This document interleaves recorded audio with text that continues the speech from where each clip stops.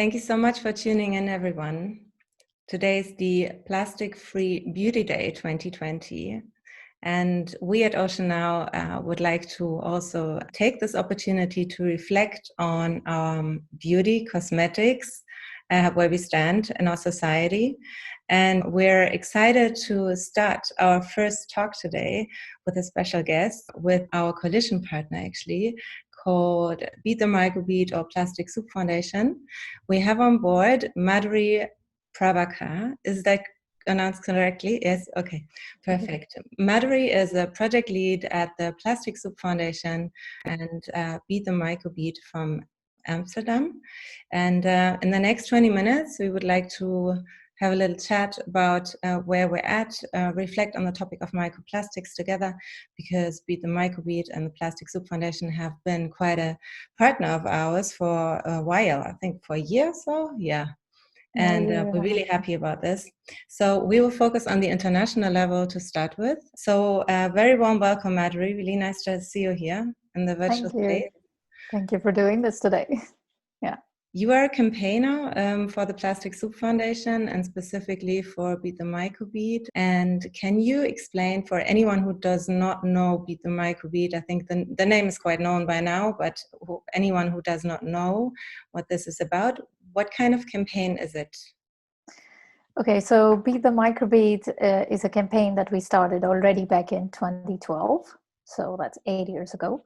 And we started it because we found out about the problem of microbeads that are used in a lot of our cosmetic products. So back then we started campaigning against this ingredient, which is this sort of bead, which is used quite a bit, or used to use quite a bit in toothpaste and scrubs, and it goes straight from our bathroom drains to wastewater treatment plants, and they're not able to filter it, and it goes straight to the environment, to our waterways, be it our lakes, our rivers, our oceans. The problem with that is a lot of marine life consumes it, and it actually ends up on our own plate because there are so many researches that are out there that shows the microplastics in coming back in fish and mussels. So yeah, that's why we started campaigning against microbeads, and since 2012 we are working on this campaign. Yeah, wow, you've got quite a long breath. It's 2012 is also a number, yeah. And I know exactly how this feels. You really need a lot of patience and endurance, and it's quite impressive. So in the meanwhile, in the last few years, a few countries in Europe already have banned microplastics, partly on some levels. We know that at least there have been steps. And like the UK or France, for example, why do you think we should still continue? Because there has already been some improvement. Yeah, well, as I said, 2012, when we started this campaign, it was really about the microbeads. While now, 8 years later, we talk more about microplastics in general, or plastic ingredients in general, in our cosmetics and beauty products. What's the difference is that microbeads is a specific solid spherical particle that was used in toothpaste and scrubs, and it has a specific function of scrubbing or exfoliating your skin or surfaces, let's say. And that's what microbead is. So this is what we want to keep conveying to people, is that's really the tip of the iceberg of the problem. With the current research, we now know that there are more than 500 plastic ingredients that are currently used in our products, and that can be in any shape and form with any particular functions, from emulsifying agents to just being cheap fillers in our products. So yeah, that's the difference between microbeads and microplastics. And a lot of the countries like UK and France, they have only just banned microbeads in some particular rinse-off products, as they say. So rinse-off products are products that you wash while showering, or that goes down your drain, that you supposedly wash off your body. So yeah, so that's why it's important to keep talking about this, because it's not only about microbeads anymore. And because of our campaign and the kind of consumer pressure that we were able to build on brands, a lot of the brands already started to voluntarily phase out this ingredient. But then this is replaced with a lot of other plastic ingredients that are not in that specific shape or size, but it's absolutely everywhere. You think sunscreen, you think lipsticks, you think hair styling products. It's everywhere. Yeah. Yeah, it's interesting you're saying that there's also these shifts in ingredients that are being used. We will talk about different kinds also in a minute. So when you look at the overall sources of microplastics, the source of cosmetics actually comes relatively low on the list. So why do you think it's still important, even if cosmetics make a smaller portion compared to car tires, so and the overall emittance of microplastics in the ocean, for example? Why do you think it's still important to continue this fighting for a ban? Well, when you kind of proportionalize it and you actually think about this small proportion, it's actually also huge in the amount of pollution that's entering in our environment. European Chemical Agency says that if their regulation might come in place, it would save millions of tons of microplastics going down the drain. So yeah, it's still, let's say, small part of the problem, but it is the problem, and it's the kind of problem that's actually very easy to solve because there's so many alternatives out there. So why are we waiting for this? Why aren't we already not stopping this small percentage of pollution while we easily can? And besides that, we as Plastic Soup Foundation are now trying to focus more and more on what's the relation between plastic and our health, because cosmetics are something, your personal care products are something that's very close to you, very close to your body. For example, when we use lipstick, we can always, it is kind of entering our body because we eat burgers or whatever, through just we are consuming food, it just goes inside our body. And what does that actually do inside our body? What kind of effects do we have of ingesting these microplastics? We know that we are ingesting them. There is no denying that fact. But what is exactly doing to our body? And that's something that's going to be very alarming in the coming days. So we need to think more in that sense as well. Absolutely, yes. And this kind of reminds me of this weird, how do you want to say, like it's kind of a weird logic to have to prove that it's toxic enough instead of proving the other way around. If you know it's not something that's biodegradable, then why would you actually add it? So this kind of leads us also to the next question. So this is an interesting one, that the Plastic Soup Foundation set up a study, I think in cooperation with the Free University of Amsterdam, and you looked at a product also from the anti-aging sector. And can you tell us a little more about this? Because I think many people actually don't know about the study. Yeah, so last year we were very curious about like how much plastic is actually in there. How much plastic are we talking about? So we tested an anti-aging cream, and it was a 50 milliliter bottle, and we wanted to know what kind of plastic and what is inside there. And when the result came back, we were absolutely shocked because that small bottle contained about 1.5 million particles of polyethylene. Can you imagine? Like every time you're putting it on your face, you're basically it's like putting your wrinkles away with plastic. It's literally filling it with it really still shocks me to see how much plastic there was. And that's just that 50 milliliter bottle. And now that you think about all the other kinds of products that have these kind of ingredients, how much plastic are we putting in the environment if we each are using products that have microplastics inside?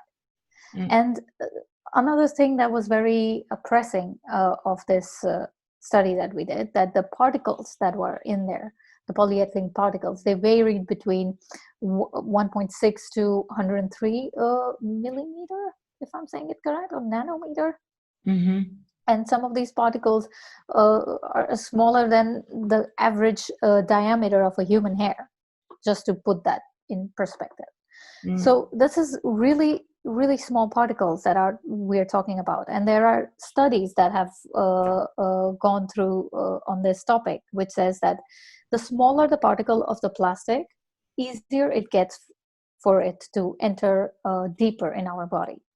So we're talking, can it enter our tissues? Can it enter our blood-brain barrier? Can it enter our placenta barriers, where the liquid that is inside a pregnant woman, a child is surrounded by that liquid?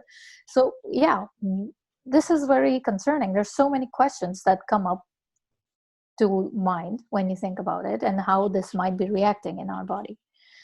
Yeah, Yeah, it is absolutely how has it come this far? Yeah, so it is really like the big question mark, because you can see an industry has been being built over decades and decades, and if you want to minimize your wrinkles by putting plastic in between the tiny wrinkles, so you have this illusion that your skin is getting more smooth and you have less wrinkles, but then in the end it's just plastic.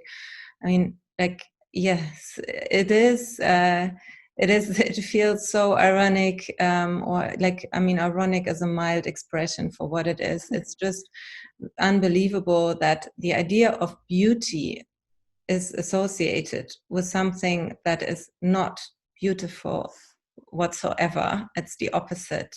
It does not belong in nature. It's not, it's human made. It's not biologically, it's not biodegradable. So that is like also the thing that we, like working with art, that we find so, there's such a huge contradiction. And as you said before, that it can actually be avoided.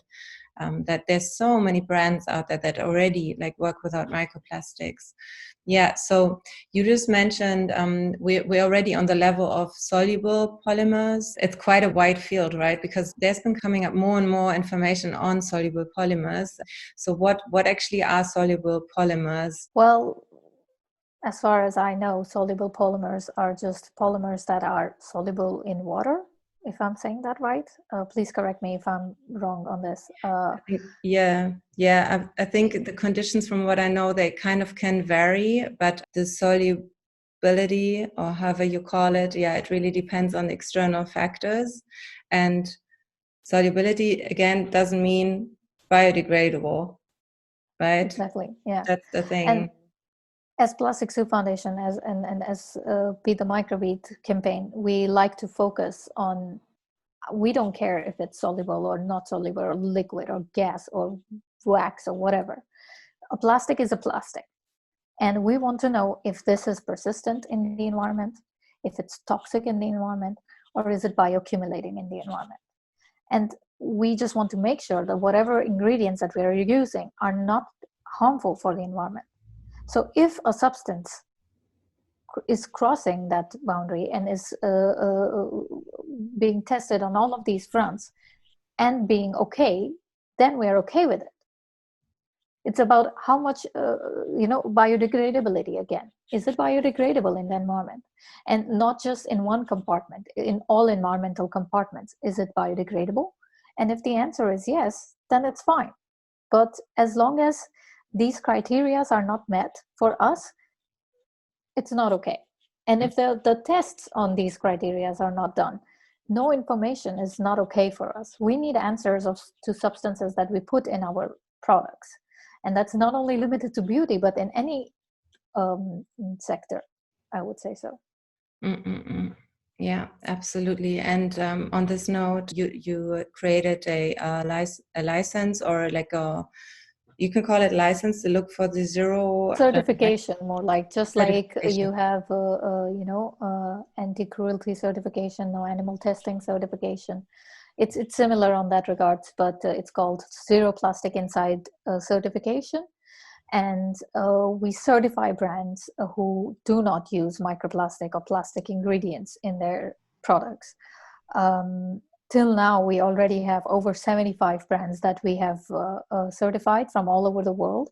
A lot of them are from Europe, like Germany or UK, Netherlands. There's so many brands that approach us and that are doing good. We have looked at their ingredients ourselves, so we can you have our guarantee, let's say, that when you use products that have Zero Plastic Inside certification, you don't have to worry about plastic ingredients in your products.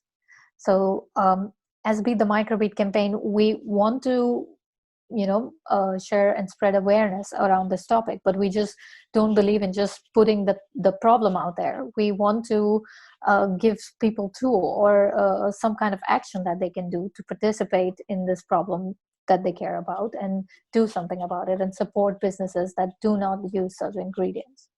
Yeah, that's a really good approach. Yeah.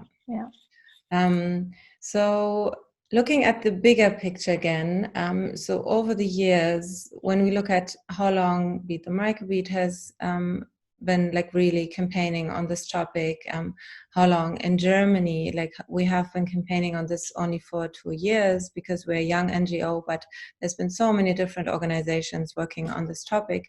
And yes, there are little steps forward globally. There are more and more countries doing something, but still it's a slow process with many other topics, of course, as well in the environment. But then on the cosmetic side, it is really, when it's just relatively easy to replace many ingredients and microplastics. Why is it so slow? What is your opinion? What is your guess, your gut feeling on decisions on a political or industrial level? So why do things move forward so slowly? Because it takes just so much patience to see this. Yeah.